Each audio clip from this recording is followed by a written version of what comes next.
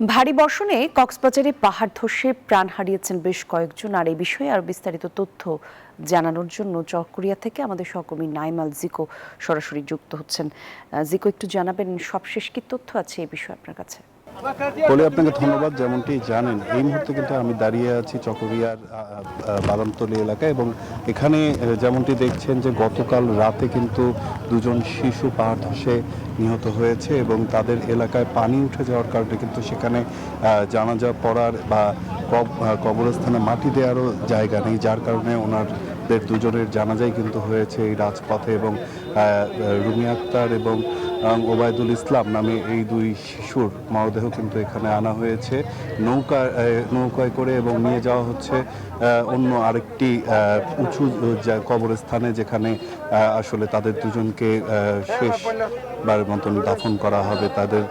তার ছোট ভাইয়ের সাথে কথা হয়েছে, সে যেটি জানিয়েছে যে এই ঘটনায় মোট 3 জনের উপরে আসলে পাহাড় আছড়ে পড়ে, যার মধ্যে দুজন শিশু মারা গেল, একজন হলো গুরুতর আহত হয়েছে, তাকে হাসপাতালে এই মুহূর্তে চিকিৎসাধীন রাখা হয়েছে। এবং আরেকটি বিষয় জানেন যে এদিকে কিন্তু বান্দরবানের লামায় ইব্রাহিমপুরে পাহাড় ধসের ঘটনায় একই পরিবারের 3 জন সহ মোট 5 জন নিহত হয়েছেন।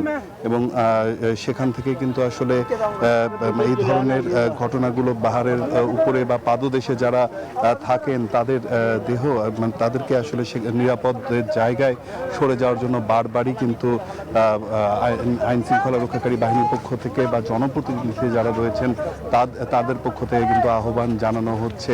এবং পানিবন্দী হওয়ার আরেকটি কারণ আসলে স্থানীয়রা বলছেন যে এখানে যেই রেল লাইনটি আসলে বসানো হয়েছে সেটির সঠিক পরিকল্পনা না থাকার কারণে কিন্তু এই পানি বা জলাবদ্ধতার ঘটনাটি ঘটছে এবং বন্যায় প্লাবিত হচ্ছে এই হাজার হাজার পরিবার দুর্বিষহ জীবনযাপন করছে।